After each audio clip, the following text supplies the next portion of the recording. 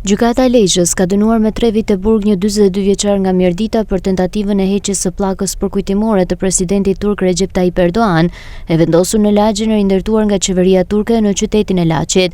Leon Molla u gjet fajtor për veprën penale nxitja urrëties ose grindjeve, ndërsa hetimet për këtë çështje nisën në shkurt të vitit 2022 nga prokuroria e Lezhës. Sipas dosjes hetimore, përmes videomesazheve dhe postimeve të publikuara në rrjetin social Facebook, Leon Molla ka bërë thirrje për heqjen e pllakës, duke nxitur dhe vendosjen e lëndës plasëse për ta shkatruar atë. 40 vjeçari jeton në Francë që prej vitit 2012 dhe rezulton në kërkim ndërkombëtar. Më herët ai është dënuar në mungesë për ngjarjet e dhjetorit 2017, ku shkatrua flamuri turk gjatë një proteste në Mirdit, por nuk ka vuajtur dënimin pasi autoritetet franceze nuk kanë pranuar ekstradimin e tij në Shqipëri. Pas shpalljes së vendimit të ri, Leon Molla reagoi publikisht duke cilësuar dënimin si një cënim të lirisë së shprehjes. Ai deklaron se vendimi i lidhet me çndrimet e tij publike për heqjen e pllakës së presidentit Erdogan në Laç dhe pretendon se po përballet me një ndjekje të vazhdueshme penale për shkak të bindjeve dhe deklaratave të tij.